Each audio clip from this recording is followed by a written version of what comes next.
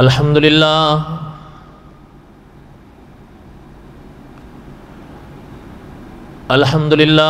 نحمده ونستعینه ونستغفره ونؤمن به ونتوکل علیہ ونعوذ باللہ من شرور انفسنا ومن سیئات اعمالنا من يهده الله فلا مضل له ومن يضلله فلا هادي له ونشهد أن لا إله إلا الله وحده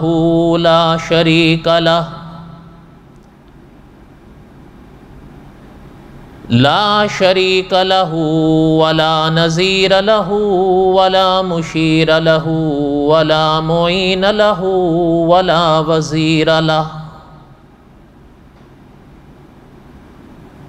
ونشهد أن محمدا سيد الرسل وخاتم الأنبياء المبعوث إلى جميع الخلق بشيرا ونذيرا وداعيا إلى الله بإذنه وسراجا منيرا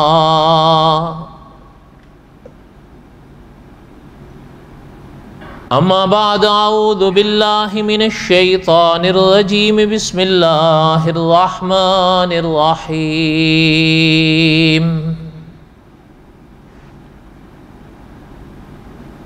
ما کان محمد ابا احد من رجالکم ولکن رسول اللہ وخاتم النبیین وَكَانَ اللَّهُ بِكُلِّ شَيْءٍ عَلِيمًا وَقَالَ اللَّهُ تَعَالَى فِي مَقَامٍ آخَرٍ إِنَّا أَوْحَيْنَا إِلَيْكَ كَمَا أَوْحَيْنَا إِلَى نُوحٍ وَالنَّبِيِّينَ مِن بَعْدِهِ وَأَوْحَيْنَا إِلَىٰ إِبْرَاهِيمَ وَإِسْمَاعِيلَ وَإِسْحَاقَ وَيَعْقُوبَ وَالْأَسْبَاطِ وَعِيسَىٰ وَأَيُّوبَ وَيُونُسَ وَهَارُونَ وَسُلَيْمَانَ وَآتَيْنَا دَاوُودَ زَبُورًا وقال اللہ تعالی فی مقام آخر ربنا وبعث فیہم رسولا منہم یتلو علیہم آیاتک ویعلمہم الکتاب والحکمہ ویزکیہم انک انت العزیز الحکیم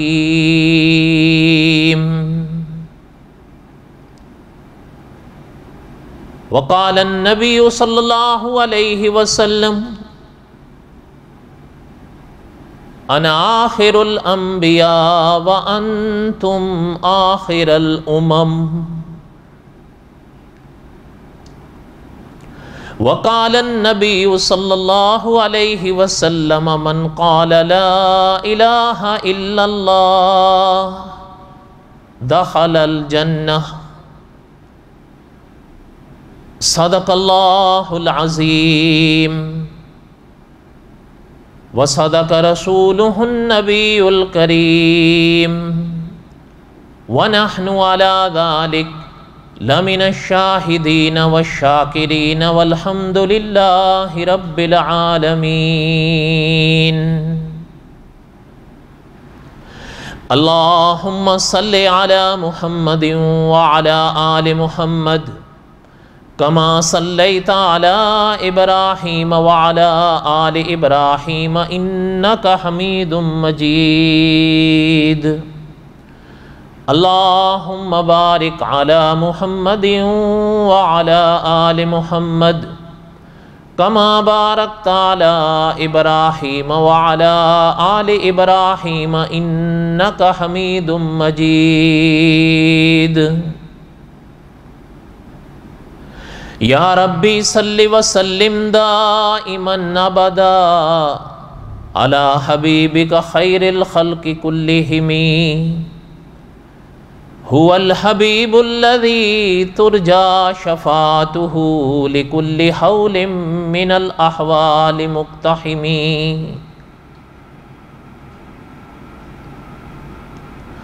ہمہ قسم کی حمد و ثنا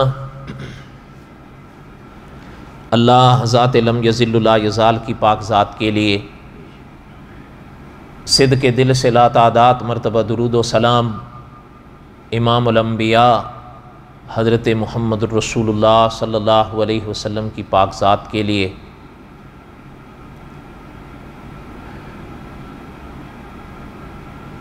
یہ اس ماہ کا آخری جمعہ ہے آج، اور اسلامی مہینے کی آج ویسے پہلی تاریخ ہے جمادی الاول کی۔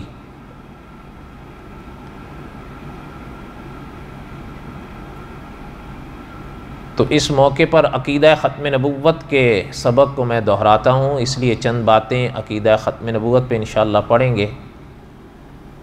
جہاں گزشتہ بار سبق روکا تھا وہیں سے انشاءاللہ،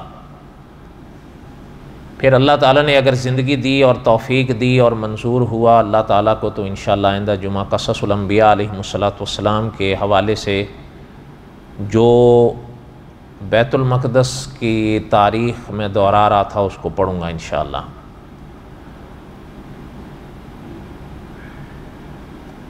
عقیدہ ختم نبوت کے حوالے سے جلال الدین اکبر کے حالات پڑھ رہے تھے ہم،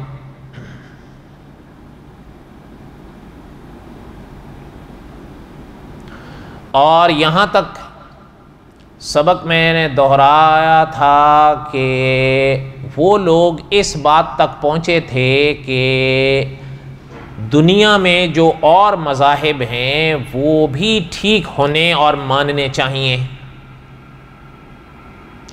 معنی ان کا یہ تھا کہ وہ یہ کہتے تھے کہ اسلام کو تو 1000 سال ہوئے ہیں، اس زمانے تک سرور کونین صلی اللہ علیہ وسلم کو اس دنیا سے پردہ فرمائے تقریباً 1000 سال ہوئے تھے۔ ان کا کہنا یہ تھا کہ اسلام تو سرور کونین صلی اللہ علیہ وسلم کی پیدائش کے بعد آیا ہے، لہٰذا اسلام کو تو 1000 سال ہوئے، تو اسلام سے پہلے کے جو مذاہب تھے ان کو مطلقاً غلط کہنا صحیح نہیں ہے۔ معنی یہ تھا، وہ کہتے تھے کہ تاریخ کے لحاظ سے اسلام سے پہلے عیسائیت تھی،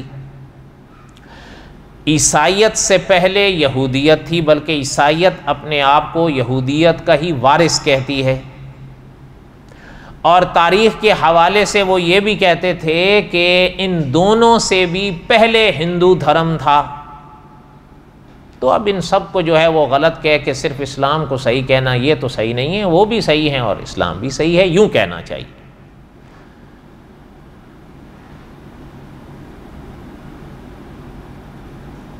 حالانکہ علماء حق نے لکھا ہے کہ یہ صرف ایک نعرہ ہے جس کا حقیقت سے کوئی تعلق نہیں۔ یہ بات وہ بھی مانتے تھے کہ مذاہب میں اختلافات ہیں، اور ایسے اختلافات ہیں جن کا کوئی حل نہیں ہے۔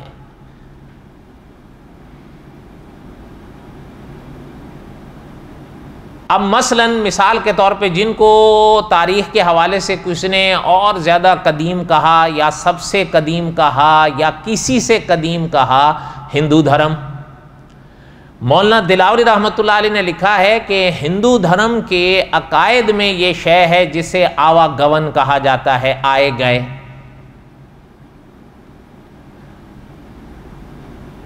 معنی یہ ہے ان کا کہ آپ نے بھی سنا ہوگا ایک لفظ وہ بار بار استعمال کرتے ہیں یا ان کے ہاں عموماً استعمال ہوتا ہے، جنم یا نیا جنم، جنم یا نیا جنم۔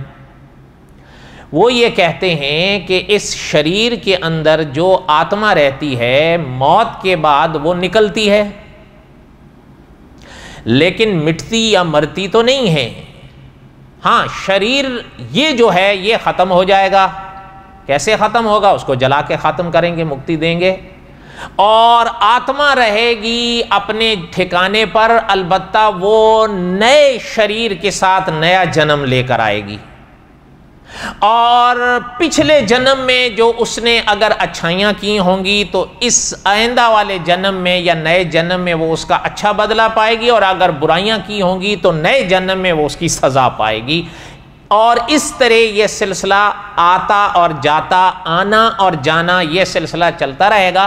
اس کو ان کے ہاں کہا جاتا ہے آواگمن کا نظریہ۔ آئے گئے، نیا جنم، پنرجنم، الگ الگ جملوں سے اس کو یہ یاد کرتے ہیں، اس کا خلاصہ یہ ہے۔ اور اگر آپ غور کریں تو دیکھیں ان کے ہاں یہ مانی ہوئی بات ہے، وہ اگر انسان مر جاتا ہے، بڑا ہو یا چھوٹا ہو، چھوٹے سے مراد میری وہ ہے جیسے مثال کے طور پر کوئی آم ہو، جب وہ ان کے ہاں مر جاتا ہے کوئی، اس کو یہ جلا دیتے ہیں، اور جلانے کے بعد اس کی راکھ کو بہا دیتے ہیں، اس لیے کہ اگر ان کے نظریات کو پڑھیں تو وہ یا ان کا ماننا اور کہنا یہ ہے کہ اب وہ پرانی آتما نئے شریر میں آئے گی نا، اب پرانے شریر کی تو ان کو ضرورت ہی نہیں ہے، وہ تو جل گیا، پانی میں بہہ گیا، ختم ہو گیا، اب نئے شریر میں آئے گی۔ اچھا، اور مولانا ابوالقاسم رفیق دلاوری رحمۃ اللہ علیہ نے لکھا ہے کہ اس سلسلے کا ان کے ہاں کوئی اختتام بھی نہیں ہے، یہ آواگمن کا نظریہ چلتا رہے گا۔ اچھا، یہ الگ بات ہوتی ہے کہ جو جزا پا رہا ہے اس کو بھی پتہ نہیں ہے کہ میں کس پنیہ کی جزا پا رہا ہوں، اور جو سزا پا رہا ہے اس کو یہ بھی پتہ نہیں ہوتا کہ میں کس پاپ کی سزا پا رہا ہوں۔ یہ سزا بڑی عجیب ہے۔ حالانکہ یہ تو عدالتوں کا مانا ہوا قاعدہ ہے نا کہ ملزم کا جب جرم ثابت ہوتا ہے وہ مجرم قرار دیا جاتا ہے، اور جب مجرم قرار دیا جاتا ہے تو اس جرم کی اس کو سزا دی جاتی ہے، تو باقاعدہ اس کو بتا کر آگاہ کیا جاتا ہے کہ تجھے یہ جو سزا دی جا رہی ہے تیرے اس جرم کی سزا ہے۔ یہ ایک عجیب ان کا سلسلہ ہے کہ مولانا ادریس کاندلوی رحمۃ اللہ علیہ نے بھی ایک مقام پر لکھا تھا کہ اس دنیا میں انسان آئے 50 سال رہے، 70 سال سہے یا 100 سال رہے، سینکڑوں بار وہ خواب دیکھتا ہے۔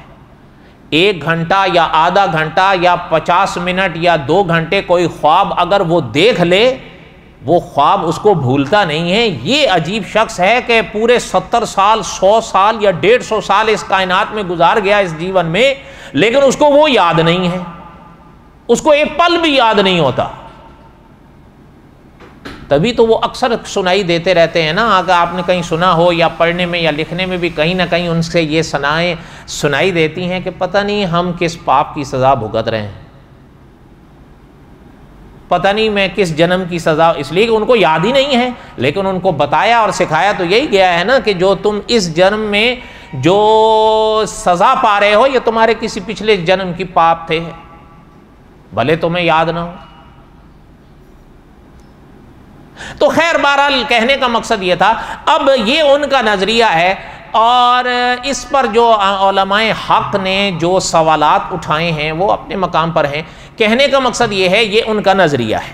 اب دین اسلام کا نظریہ سنیں کہ مولانا ابوالقاسم رفیق دلاوری رحمۃ اللہ علیہ نے لکھا ہے، دین اسلام کی تعلیم یہ ہے کہ انسان اس کائنات میں آیا، مکلف ہوا، اور پھر جتنی قدرت کو اس کو زندگی منظور تھی وہ جیا، اس کے بعد وہ اس دنیا سے چلا گیا۔ جب چلا گیا تو جب اپنے مقام پر اٹھے گا تو اپنے کیے ہوئے عملوں کا بدلہ پائے گا۔ اچھے عمل کیے ہوں گے اچھا بدلہ پائے گا، برے عمل کیے ہوں گے تو پھر برے عمل کی جزا پائے گا، اللہ تعالیٰ بچائیں۔ اچھا، اور یہ آخرت میں ہوگا جسے قیامت کہتے ہیں، یہ آخرت میں ہوگا جسے قیامت کہتے ہیں۔ یہ اس دنیا کی بات نہیں ہے کہ وہ اس دنیا میں آ جائے گا نیا جنم لے کے، ایک بات. دوسری بات یہ ہے، بہرحال خیر یہ تفصیلات اللہ تعالیٰ نے زندگی دی تو آئندہ آپ نے مقام پر آخرت کے حوالے سے آئیں گی. ابھی یہ موٹا سا خلاصہ سنیں ورنہ بات پھر ادھوری رہ جائے گی.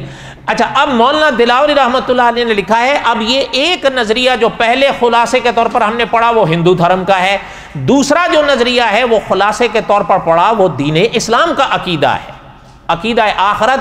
اور یہ یاد رہے کہ یہ ایمانیات میں سے ایمان کے تیسرا رکن ہے. یہ اس کے بغیر ایمان کا نور جگمگاتا نہیں ہے، اس لیے کہ یہ الایمان بالثلاثیات میں سے تیسرا عقیدہ ہے اور یہ ضروری ہے.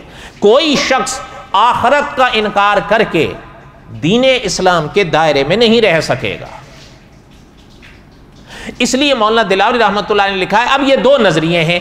ایک یہ ہے کہ پچھلے جنم اور نئے جنم لے لے کے یہاں آتے رہیں گے، آوا گون کا سلسلہ چلتا رہے گا. دوسرا نظریہ یہ ہے کہ جو قدرت نے زندگی تجھے 70 سال 100 سال یا 150 سال کی دی ہے وہ یہاں گزار کر اگلے جہان میں جائے گا.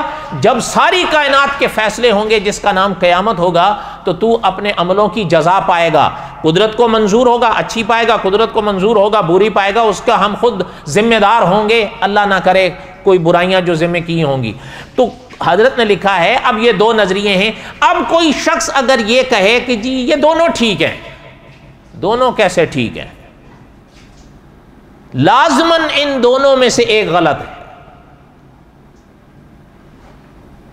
اس لیے یہ کہنا کہ جی دونوں ٹھیک ہیں یہ انہی طرح کے لوگ کہہ سکتے ہیں، ورنہ ان دونوں میں سے ایک ہی کو اختیار کیا جائے گا. یہ نہیں ہے کہ دونوں کو کہیں جی دونوں ٹھیک ہیں. دونوں کیسے ٹھیک ہیں؟ اس لیے مولانا دلاوری رحمۃ اللہ علیہ نے لکھا ہے یہ وہ بھی جانتے تھے کہ ہم کہہ تو رہے ہیں کہ جی مطلب ہندو دھرم بھی ٹھیک ہے، یہودیت بھی ٹھیک ہے، عیسائی مذہب بھی ٹھیک ہے، اسلام بھی ٹھیک ہے، لیکن ایسے مرحلے بھی تو آئیں گے. اچھا اب آپ دیکھیں یہ تو عقیدے کی بات تھی نا، اب ذرا دوسری طرف بھی آپ دیکھیں کہ انسان کی زندگی چلتی ہے رشتوں سے. رشتے انسان کی زندگی کا رس ہیں اور زندگی میں ایک خاص رشتہ ہوتا ہے جسے میاں بیوی کا رشتہ کہتے ہیں. سرور کونین صلی اللہ علیہ وسلم نے بھی فرمایا ہے کہ النکاح من سنتی، یہ ایک خاص رشتہ ہے انسان کا جو انسان سے ہوتا ہے. اچھا کہنے کا مقصد یہ ہے کچھ رشتے ایسے ہیں دین اسلام میں وہ حرام ہیں، کوئی کرنا بھی چاہے وہ رشتہ جوڑے گا نہیں، وہ لاکھ جتن کر لے وہ رشتہ جوڑے گا نہیں جن رشتوں کو دین اسلام نے حرام قرار دیا. لیکن کچھ رشتے ایسے ہیں کہ جن کو دین اسلام نے حلال قرار دیا ہے، کوئی نہیں کرتا یہ اس کی مرضی ہے.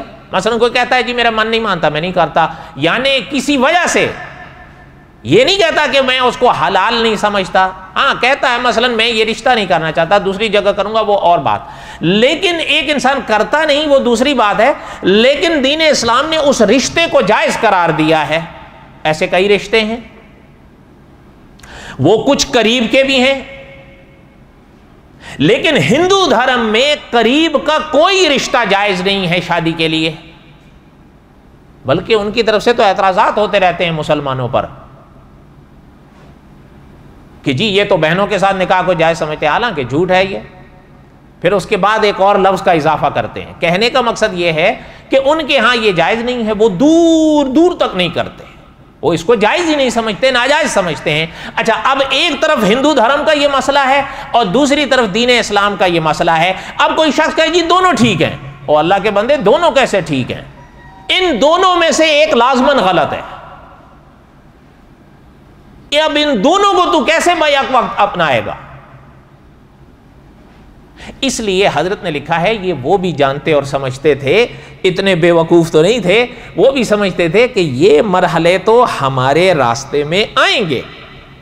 اب ان کو طے کیسے کیا جائے گا؟ ہم تو کہہ رہے ہیں کہ جی ہندو دھرم بھی ٹھیک ہے، یہودیت بھی ٹھیک ہے، عیسائیت بھی ٹھیک ہے، دین اسلام بھی ٹھیک ہے، مجوسی بھی ٹھیک ہیں، سارے ہی ٹھیک ہیں. اتحاد بین المذاہب کا جو عنوان رکھتے ہیں یہ لوگ، اللہ تعالیٰ معاف فرمائے. اب ان کا کہنا یہ تھا اچھا اب ان کو بھی پتا تھا جب وہ والے مرحلے آئیں گے راستے میں پھر ہم کیا کریں گے. اب ان کے پاس اور کوئی حل نہیں تھا. اب اس کے لیے انہوں نے کیا کیا کہ جی عقل کو معیار بنانا چاہیے. اچھا یہ ان کی غلطیوں میں سے ایک اور بڑی غلطی تھی. ان مرحلوں میں عقل معیار نہیں بن سکتی.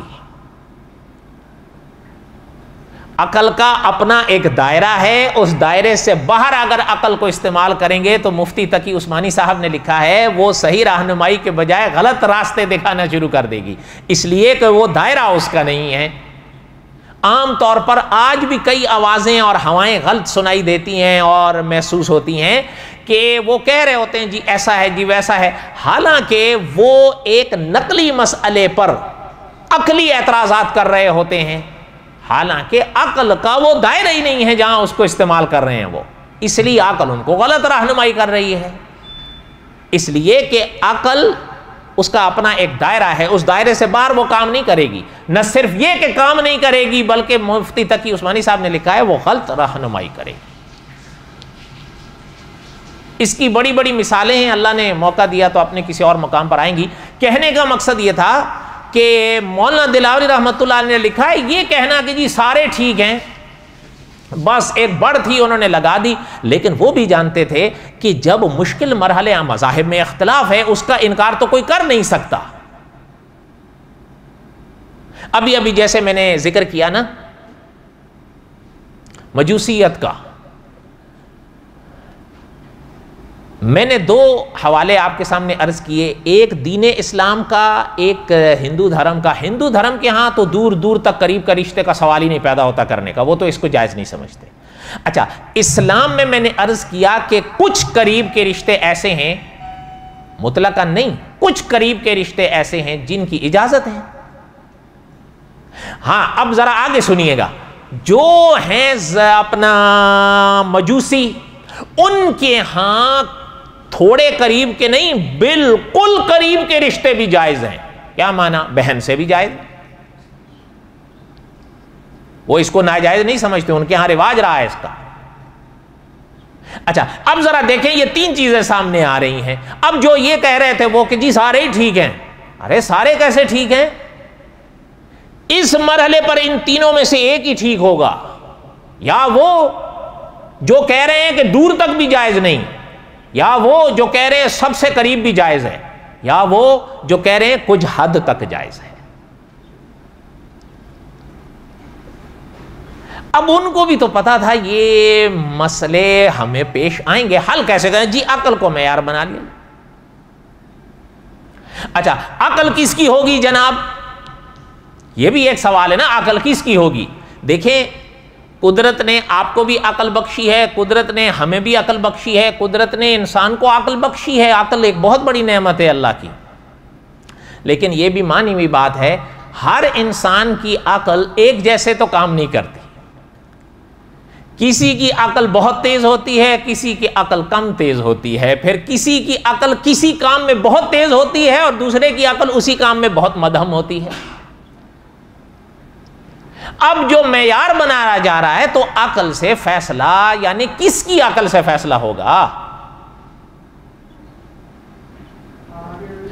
اب مولانا مناظر حسن گیلانی رحمۃ اللہ علیہ نے لکھا ہے کہ آخر اکیلا وہ کہاں تک ان مسئلوں کو حل کر, وہ تھا سیدھی بات یہ ہے وہ تھا جاہل. بادشاہ تو وہ تھا, وہ اس کو باپ کی وراثت سے بادشاہت ملی, لیکن وہ پڑھا لکھا تو نہیں تھا. یہ شروع میں ہم نے اس کے حالات پڑھ لیے تھے.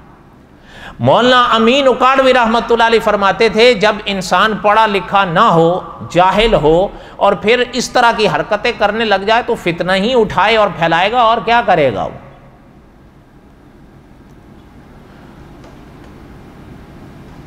اب وہ اکیلا اس نے کہاں تک کام کرنا تھا یہ, اور برے صغیر, ایک برے صغیر تھا, اس میں سینکڑوں لوگ آباد تھے, کئی مذاہب آباد تھے.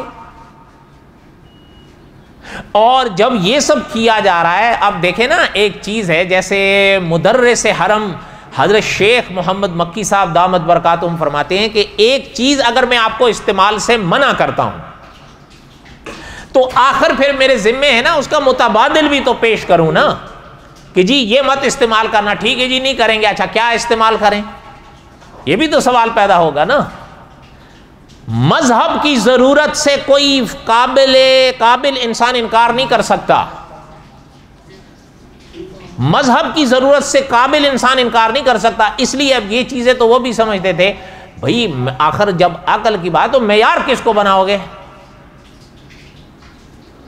اب مولانا مناظر حسن گیلانی رحمۃ اللہ علیہ نے لکھا ہے اب اکیلے اس نے کہاں تک کام کرنا تھا، طے یہ پایا دربار میں کہ 40 لوگوں کا ایک جم گٹھا اکٹھا کرو، سنگٹھن کے جیسے کہتے ہیں، اور ان 40 کے بیچ میں وہ جو سوالات یا مسائل اٹھیں گے وہ 40 جو ہے وہ اس پر بحث کریں، بحث کرنے کے بعد وہ 40 جس پر آ جائیں اس مسئلے کو اپنا لیا جائے۔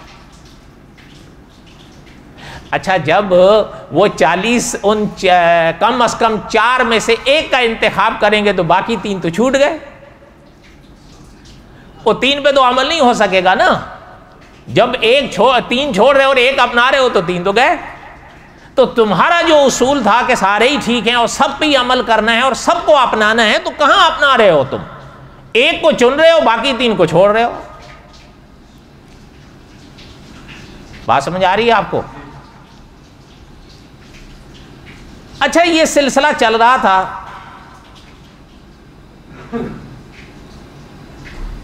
قصہ مختصر یہ کریں کہ سرور کونین صلی اللہ علیہ وسلم کا کلمہ ہے نا، لا الہ الا اللہ محمد الرسول اللہ، ابھی تک جس طرح یہ مرحلہ وار اور کروٹیں بدل کے یہاں تک آئے وہ، اب اس نے کلمے کا رواج دینا شروع کیا۔ لیکن ظاہر بات ہے صدیوں سے امت لا الہ الا اللہ محمد الرسول اللہ پڑھتی آ رہی ہے، اب یکدم چھلانگ لگائیں کیسے؟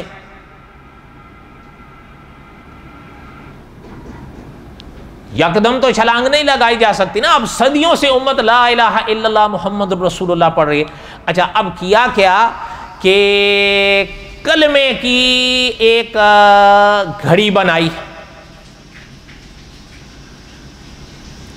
آہستہ آہستہ چلے،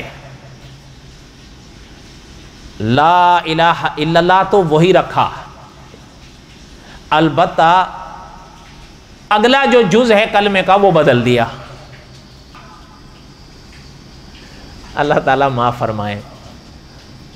اچھا اب ہوا کیا کہ پہلے تو ایسے اعلان کیا گیا یا ظاہر کیا گیا کہ جو ہمارے مرید ہوں گے وہ یہ کلمہ پڑھا کریں گے، اس سے ان کو یہ فائدہ ہوگا وہ فائدہ ہوگا۔ لیکن مولانا مناظر حسن گیلانی رحمۃ اللہ علیہ نے لکھا ہے، ان کی تاریخ پڑھنے سے تو پتہ چلتا ہے کہ نہ صرف مریدین کے لیے بلکہ خاص و عام کے لیے انہوں نے نئے کلمے کا رواج دیا اور پابند کیا کہ لا الہ الا اللہ محمد الرسول اللہ نہیں، اب جلال الدین اکبر کا کلمہ چلے گا۔ اور پھر اب ظاہر بات ہے وہ بھی یہ چیز سمجھتے تھے نا کہ صدیوں سے امت لا الہ الا اللہ محمد الرسول اللہ پڑھتی آ رہی ہے، تو اب ہم کہیں گے کیا؟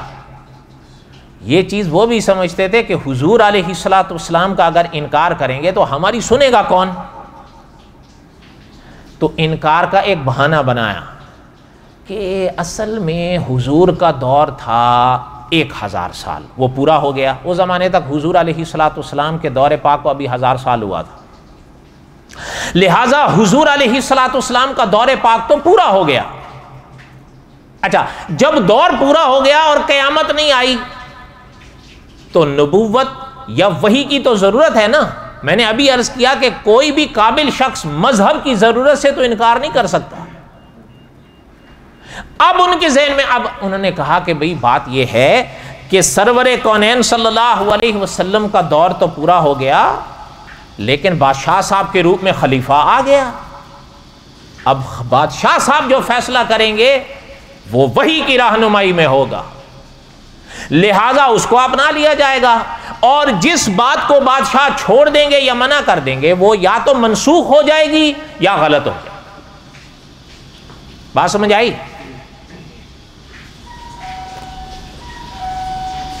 یہاں تک یہ بات ذہن میں رکھ کے تھوڑا سا ایک اور پہلو اس کا سنیں۔ کہیں نہ کہیں ان عقیدہ ختم نبوت کے دروس میں نے ایک بات عرض کی تھی جو مولانا منظور احمد چنوٹی رحمۃ اللہ علیہ نے لکھی ہے، اور حضرت یہ چیز سبقاً پڑھایا کرتے تھے علماء کو بھی طلباء کو بھی۔ جب یہاں حضرت تشریف لائے تھے تو ہمیں بھی پڑھائی۔ حضرت فرماتے تھے شاید اس وقت تو ہم حضرت کی اس بات کو اس طرح نہیں سمجھ پائے جس طرح اس بات کے سمجھنے کا تقاضا تھا، لیکن وقت گزرنے کے ساتھ ساتھ اب حضرت کی وہ باتیں سمجھ میں آ رہی ہیں۔ حضرت فرمایا کرتے تھے کہ عقیدہ ختم نبوت یہ اسلام کی روح اور جان ہے۔ اچھا ایک جملہ سننا، مولانا امین اکاڑوی رحمۃ اللہ علیہ فرمایا کرتے تھے کہ آقا صلی اللہ علیہ وسلم کی نبوت اور رسالت متواتر ہے نا؟ بولو ہے یا نہیں؟ کوئی شک تو نہیں ہے؟ حضور کی رسالت پاک، حضور کی نبوت پاک تواتر سے ثابت ہے، قطعی دلائل سے ثابت ہے۔ حضرت فرماتے تھے جن قطعی دلائل سے حضور کی نبوت ثابت ہے انہی قطعی دلائل سے حضور کی ختم نبوت ثابت ہے۔ ایک بات۔ دوسری بات، حضرت فرماتے تھے کہ حضور کی رسالت کا منکر مسلمان نہیں، یہی عقیدہ ہے نا؟ حضرت فرماتے تھے جس طرح حضور کی نبوت کا منکر مسلمان نہیں، بعین ہی اسی طرح حضور کی ختم نبوت کا منکر بھی مسلمان نہیں۔ اب یہ بات ذہن میں رکھ کے حضرت چنوٹی صاحب کی بات سنیں۔ حضرت فرماتے تھے یہ ہمارے بڑے گزرے ہیں، یہ ایک ہی دور کے لوگ ہیں، حضرت چنوٹی صاحب رحمۃ اللہ علیہ بھی اور مولانا امین اکاڑوی صاحب رحمۃ اللہ علیہ بھی۔ مولانا امین اکاڑوی رحمۃ اللہ علیہ پہلے فوت ہوئے، مولانا منظور احمد چنوٹی رحمۃ اللہ علیہ حضرت کے غالباً 6 سال بعد فوت ہوئے، لیکن یہ ایک ہی سلسلے کے لوگ تھے۔ فتنوں کے خلاف ان حضرات نے جو کام کیا ہے، حقیقت یہ ہے کہ ان کی عظمتوں کو سلام ہے۔ میں اور آپ سوچ بھی نہیں سکتے وہ، کیوں؟ میں نے اور آپ نے تو کہیں نہ کہیں، پوری طرح نہیں، ابھی میں نے تاریخ پڑھی ہے نا کہ جلال الدین اکبر کا جو ٹولہ تھا انہوں نے یہ شے اپنا لی تھی کہ سارے ٹھیک ہیں، جسے اتحاد بین المذاہب کا نام دیا انہوں نے۔ وہ کہتے تھے کہ ہندو دھرم بھی ٹھیک ہے، عیسائیت بھی ٹھیک ہے، یہودیت بھی ٹھیک ہے، اسلام بھی ٹھیک ہے۔ اس کے بارے میں نے کچھ باتیں ابھی ابتدا میں عرض کی۔ اب ہمارے والے یہ تو نہیں کہتے، کوئی شاذ و نادر ہو تو، لیکن ہاں یہ ضرور کہتے ہیں اتحاد بین المذاہب کے حوالے سے کہ جی سارے ہی ٹھیک ہیں۔ سارے کیسے ٹھیک ہیں؟ یہ بات وہی شخص کہہ سکتا ہے جو ان کی تاریخ سے واقف نہیں ہے، اور جو واقف نہیں ہوتا، سب سے بڑی افسوس کی بات یہ ہے کہ وہ اپنی جہالت کو یا علمی کو یا لا علمی کو صرف نہ یہ کہ کامل بلکہ اکمل سمجھ رہا ہوتا ہے۔ وہ یہ سوچتا ہے جو میں سمجھتا یا جانتا ہوں اس کے سوا اور کوئی بات ہی نہیں ہے۔ اچھا میں آپ ذرا دھیان دیجئے گا، ایک شخص نے ایک کتاب لکھی ہے، اس نے اپنی کتاب کے سرورق پر ایک کلمہ لکھا ہے۔ کلمہ ابھی میں نے اور آپ نے دہرایا ہے نا، لا الہ الا اللہ محمد الرسول اللہ۔ کلمہ تو یہاں ختم ہے، صحیح بات ہے یا غلط بات ہے؟ کلمے کے یہی 2 جز ہیں جو قرآن پاک میں بھی ہیں، لا الہ الا اللہ محمد الرسول اللہ۔ اچھا اس نے اپنی کتاب کے پہلے پنے پر لکھا ہے کہ پہلا پنا سرورق جس کو کہتے ہیں، اس میں لکھا ہے، باقی باتیں اس نے ساری بعد میں لکھی ہیں، پہلے کلمہ لکھا ہے، کہتا ہے لا الہ الا اللہ محمد الرسول اللہ علی ولی اللہ وسیع رسول اللہ و خلیفتہ بلا فصل۔ اچھا اب میں آپ سے پوچھتا ہوں، ذرا آپ دھیان، اس کو چلیں چھوڑیں، آپ جو یہ کہتے ہیں کہ جی سارے ہی ٹھیک ہیں، اچھا اب ذرا یہ مجھے بتانا کہ لا الہ الا اللہ محمد الرسول اللہ تو مکمل ہو گیا ہے یا نہیں؟ اگر اللہ نہ کرے یہ کلمہ مکمل نہیں ہے اور وہ زائد جملے کلمے کا حصہ اور جز ہیں، تو میں اور آپ ادھورا کلمہ پڑھ رہے ہیں یا پورا پڑھ رہے ہیں؟ ادھورا پڑھیں گے نا پھر تو۔ اچھا جب کلمہ ادھورا پڑھیں گے تو نجات کیسے ہوگی؟ ادھورے کلمے پہ نجات ہو جائے گی؟ اور اگر وہ زائد ہے اور یقیناً زائد ہے، اچھا تو کلمے کا زائد ایک حصہ ہم زائد اپنا لیں اور اس کو وہ درجے دے دیں جو لا الہ الا اللہ محمد الرسول اللہ کے ہیں، تو پھر نجات کیسے ہوگی؟ یہ کہنا کہ سارے ہی ٹھیک ہیں، یہ وہ کہہ سکتا ہے جس نے ان کی تعریف، اور اپنے آپ کا ستیہ ناش کرنے والی بات ہے۔ بہرحال یہ ایک الگ موضوع ہے، اللہ نے زندگی دی تو انشاءاللہ قصص الانبیاء کے آخر میں آئے گا۔ ابھی آپ یہ سنیں کہ اب انہوں نے یہ چیز ذہن میں رکھی کہ لا الہ الا اللہ محمد الرسول اللہ، حضور کے دور کو تو 1200 سال 1000 سال ہو گئے، لیکن ظاہر ہے قیامت تو نہیں آئی، تو نبوت اور وحی کی تو ضرورت ہے۔ نبوت اور وحی کا کہو کہ جی خلیفہ صاحب موجود ہیں، خلیفے سے ان کی مراد جلال الدین اکبر تھا، اور اس زمانے میں اس کی بادشاہت تھی، سلطنت تھی۔ جس فتنے کے پیچھے سلطنت نہ ہو وہ اتنا پنپ نہیں سکتا آسانی کے ساتھ، لیکن جس کے پیچھے حکومت آ جائے وہ بستیوں کی بستیاں اجاڑ دیتے ہیں، عقیدوں کے لحاظ سے کہہ رہا ہوں۔ حضرت چنوٹی صاحب رحمۃ اللہ علیہ کی جو بات آپ کو بتا رہا تھا، حضرت فرماتے تھے عقیدہ ختم نبوت دین اسلام کی روح اور جان ہے۔ حضرت فرماتے تھے اگر یہ عقیدہ محفوظ ہے پھر دین اسلام سارا محفوظ ہے، لیکن اگر یہ عقیدہ محفوظ نہیں پھر حضرت فرماتے تھے دین اسلام کا کوئی مسئلہ بھی محفوظ نہیں ہے، آنے والا جس کو چاہے گا بدلے گا۔ اس کی کئی مثالیں تو ہم نے بھائیوں کے اس حوالے سے پڑھی تھی، وہ آگے آئے گا انشاءاللہ اگر قدرت نے زندگی دی۔ البتہ وہ تھوڑے سی مثالیں یہاں بھی سن لیں۔ جلال الدین اکبر نے نئے کلمے پڑھوائے۔ اچھا اب مسئلہ آیا کہ جب نبوت اور رسالت نئی آ گئی، اللہ تعالیٰ معاف فرمائے، تو ظاہر ہے اب جب نیا آیا ہے تو وہ جو جس مسئلے کو چاہے گا بدلے گا، یا تو یہ کہے گا کہ وہ پہلے والا منسوخ ہو گیا، یا یہ کہے گا کہ وہ غلط تھا میں نے اس کی اصلاح کی ہے۔ صحیح بات ہے غلط بات ہے؟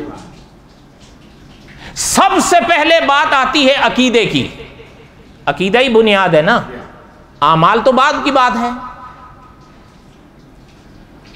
ایک بات چلتے چلتے سنو، شیخ الاسلام علامہ شبیر احمد عثمانی رحمۃ اللہ علیہ نے یہ بات لکھی ہے تفسیر عثمانی میں۔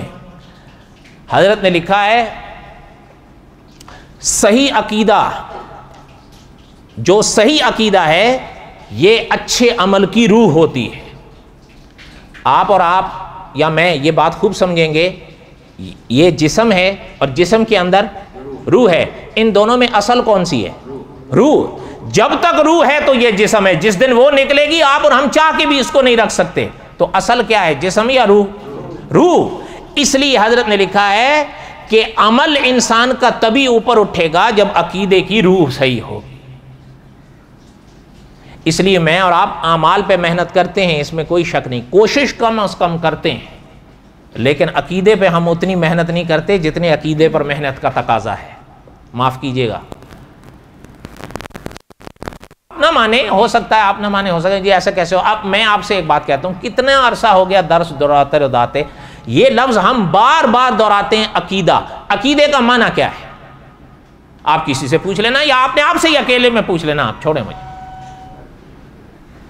حالانکہ یہ مانی ہوئی بات ہے، یہ ہر ایک کہے گا آپ کو کہ انسان کی نجات عقیدے پر ہے، عمل پر انسان کی نجات نہیں ہے۔ اگر عملوں پر انسان کی نجات ہوتی یہ نہ چھوٹ جاتے؟ سچ بتاؤ، ہمارے لوگوں کو ان کے عملوں پر رشک آتا ہے، کئی ان کے عمل ایسے ہیں واقعی قابل رشک ہیں، لیکن عملوں پر عقیدے کی انسان کی نجات نہیں ہے۔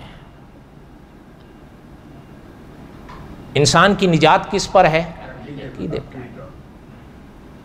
اس لیے عقیدے کو صاف رکھنے کی کوشش کرو۔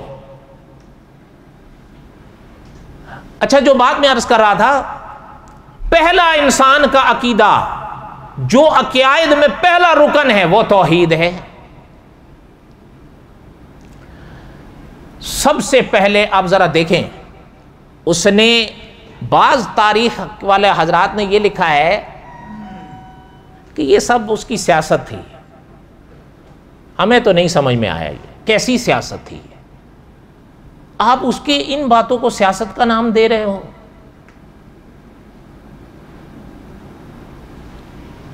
لوگوں کے عقیدے برباد کر ڈالے، اپنی آخرت برباد کر ڈالی، اس کا نام سیاست ہے؟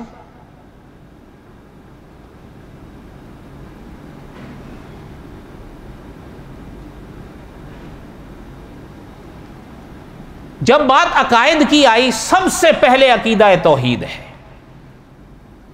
اور یہ بات آپ ذہن میں رکھیے ایک چلتے چلتے، اللہ تعالیٰ کی ایک ذات پاک ہے نا، اور اللہ تعالیٰ کی کچھ صفات پاک ہیں، ٹھیک ہے، جن کو صفتیں کہتے ہیں، صفات کہتے ہیں.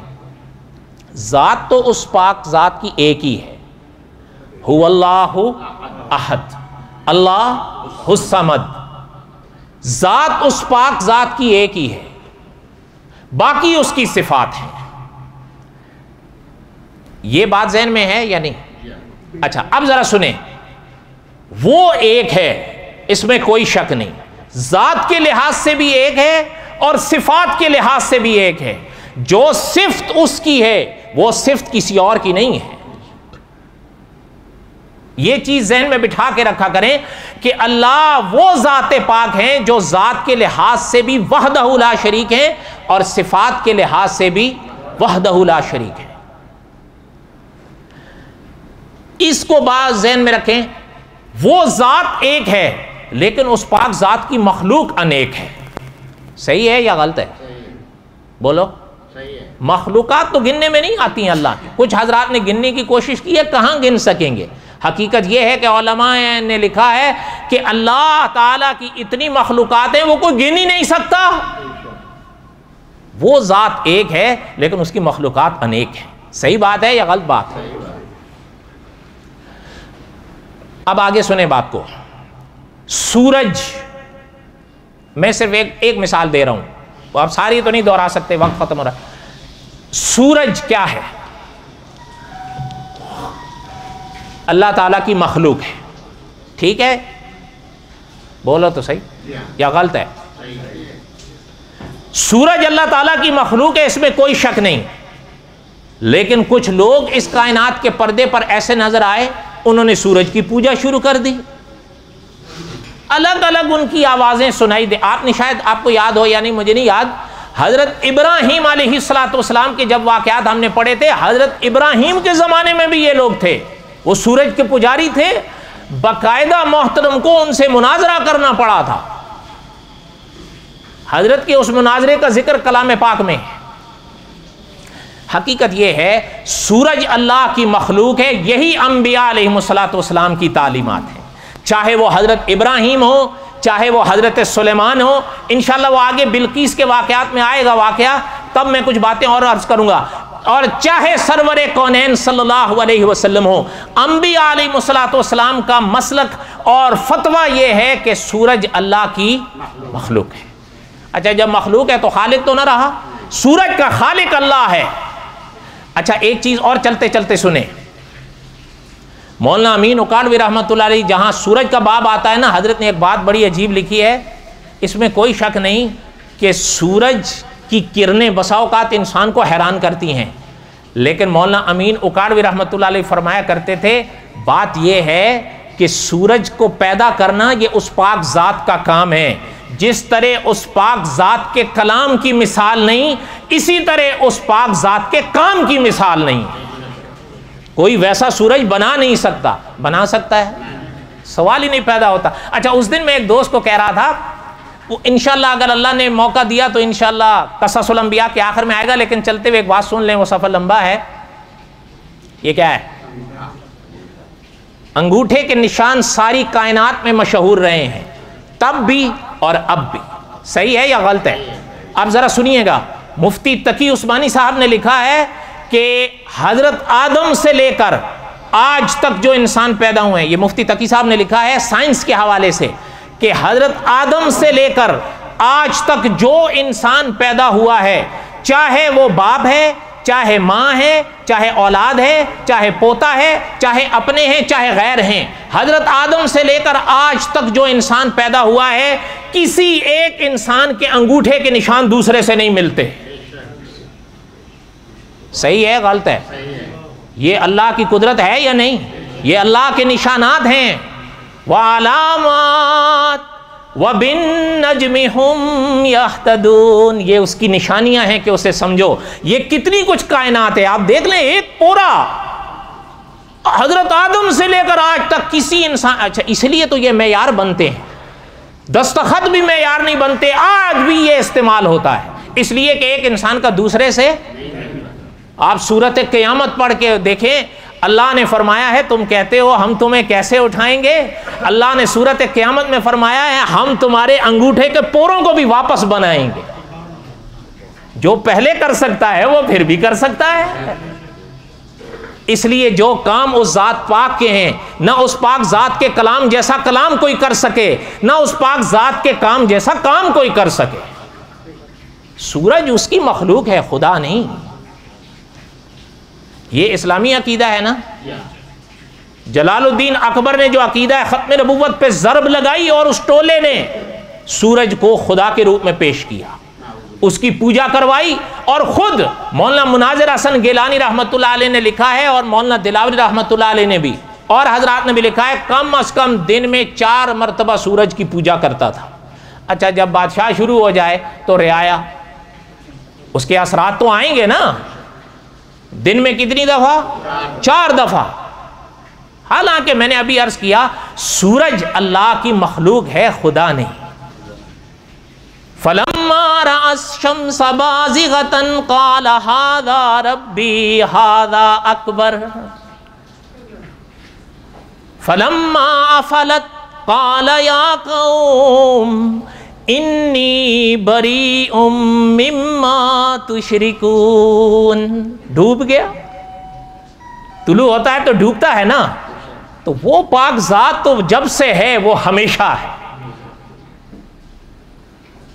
فَلَمَّا رَأَى الشَّمْسَ بَازِغَةً قَالَ هَذَا رَبِّي هَذَا أَكْبَرُ فَلَمَّا فَلَتْ، جب غروب ہوا، قال یا قوم، حضرت ابراہیم نے فرمایا ہے میری قوم، انی بریء مما تشرکون انی وجہت وجہی للذی فطر السماوات والارض حنیفا وما انا من المشرکین.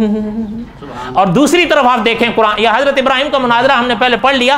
دوسری طرف دیکھیں، یعنی یہ تو انبیاء ہیں نا علیہم الصلاۃ والسلام. اب ذرا قرآن پاک کی دوسری طرف دیکھیں. اللہ تعالیٰ نے خود فرمایا شاہد اللہ انہ لا الہ الا ہو. اللہ نے فرمایا ہم خود گواہی دیتے ہیں کہ کوئی معبود برحق نہیں سوائے ہمارے. والملائکہ، اللہ نے فرمایا فرشتے بھی گواہیاں دیتے ہیں. وَأُولُو الْعِلْمِ قَائِمًا بِالْقِسْطِ، علماء بھی گواہیاں دیتے ہیں کہ اللہ کتنے ہیں. اچھا ایک بات مجھے یاد آئی، وہ بھی سن لیں، شاید آپ نے کہیں سنی ہو نہ سنی ہو تو ذہن میں آ جائے گی. سورج چمکتا ہے نا، سرور کونین صلی اللہ علیہ وسلم نے فرمایا ہے، یہ حدیث علامہ سیوطی رحمۃ اللہ نے لکھی. آپ کے دیش کے مفتی امداد اللہ انور صاحب ہیں، اب بھی ہیں الحمدللہ، بڑے محقق عالم ہیں. انہوں نے سرور کونین صلی اللہ علیہ وسلم کی اس حدیث پاک پر حوالے بھی جمع کر دیے ہیں کہ احادیث طیبہ کی کن کن حدیثوں میں یہ کتاب ہے. سرور کونین صلی اللہ علیہ وسلم کا فرمان ہے، اور جہاں تک مجھے یاد آ رہا ہے کوئی غلطی ہوگی تو میری طرف سے ہوگی، یہ حضرت ابو امامہ رضی اللہ تعالیٰ نے روایت فرمایا تھا. سرور کونین صلی اللہ علیہ وسلم نے فرمایا ہے کہ خدا کے 7 فرشتے ہیں جن کے ذمے اللہ نے ہر روز رکھا ہوا ہے کہ اس سورج کو برف سے ٹھنڈا کرتے ہیں. حضور نے فرمایا اگر وہ ہر روز اس کو اللہ کے حکم اور اجازت سے برف سے ٹھنڈا نہ کرے تو جو کائنات اس سے فائدے اٹھا رہی ہے وہ نہیں اٹھا سکے گی، اس کی تپش ہر شے کو جلا دے. حیران ہو رہے ہو؟ میں نے ابھی حوالے اسی لیے عرض کیے، پہلی دفعہ سنے ہو؟ سچ بتانا. ہاں جی، ساز وجدان سے سنو یہ نغمہ عرفان و یقین، یہ وہ نغمے نہیں جو تم کو ربابوں میں ملیں. راہ لاہوت کے دیکھے وہ مسافر ہم نے، منزل حق کے نشان جن کے رکابوں میں ملیں. یہ شعر سمجھ میں آیا؟ سوال ہی نہیں پیدا ہوتا. ہم نے چہرے پڑھ لیتے ہیں نا.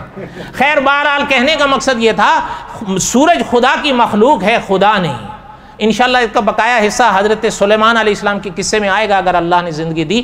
کہنے کا مقصد صرف اتنا ہے اس نے سورج کی پوجا کروائی، خود بھی کی. اچھا ایک اور بھی چیز ہے. ایک تو 3 وقت تو آپ سمجھ گئے ہوں گے، 4 وقت رکھے تھے نا، ایک صبح، ایک دوپہر اور آپ نے بھی سن رکھا ہے نا سرور کونین صلی اللہ علیہ وسلم نے ان لمحات میں اپنا عبادت کرنے سے، سجدے والی عبادت کرنے سے حضور نے منع فرمایا. یہ تو آپ نے سنا ہے نا، طلوع کا وقت، زوال کا وقت اور ایسا ہی ہے یا نہیں؟ اچھا اب اس نے ایک اور اضافہ کیا. عقیدہ ختم نبوت ٹوٹا، اب اس کے اضافہ جات دیکھو. ایک تو یہ کیا کہ جہاں حضور علیہ السلام نے تو ان اوقات میں اللہ کو بھی سجدہ کرنے سے منع فرمایا، اس نے سورج کو شروع کر دیے. اچھا ایک اور رکھا تہجد کے وقت. حضور تہجد پڑھتے تھے، بول رہے ہیں حضور تہجد، بعض علماء نے لکھا ہے حضور پہ فرض تھی. یہ انشاءاللہ قصص الانبیاء کے آخر میں سنیں اللہ نے اگر زندگی دی. حضور پڑھتے تھے. ایک بات چلتے چلتے بتاؤں، قاری طیب صاحب رحمۃ اللہ علیہ ہوتے تھے نا محتمم دارالعلوم دیوبند، 50 سال دیوبند کے محتمم رہے. آپ نے یہ حدیث پاک سنی ہے نا کہ حضور علیہ السلام معراج پر تشریف لے گئے تو نمازوں کا کتنا حکم ملا تھا؟ اور پھر حضور نے حضرت موسیٰ علیہ السلام سے مشورے سے تخفیف کی دعا اور درخواست کی تھی تو اللہ نے 45 معاف فرمائی. کتنی رہیں؟ 5. لیکن سنو، یہ حضور علیہ السلام اور حضرت موسیٰ علیہ السلام اور ان سے بڑھ کر اللہ کا احسان ہے ہم پر. آپ اور میں 5 نہیں پڑھ سکتے، 50 پڑھنی تھی، پھر تو بیغامی ہو جانے دے گئے، پڑھ ہی نہیں سکنے. لیکن سنو، قاری طیب صاحب رحمۃ اللہ علیہ وہ محتمم دارالعلوم دیوبند، حضرت کی زندگی کی آخری کتاب ہے، وہ علماء نے پڑھی ہے، مقامات مقدسہ، 750 صفحے کی کتاب ہے اور اتنی علمی کتاب ہے کہ انسان کا دل حیران ہو جاتا ہے. قدرت نے اتنے علم سے نوازا. اس کتاب میں حضرت نے لکھا ہے کہ حضور علیہ السلام ایک دن میں باوجود اس حکم کے بھی ایک دن میں 50 نمازیں پوری کرتے تھے. وہ حضور تھے نا، کہہ دیں وہ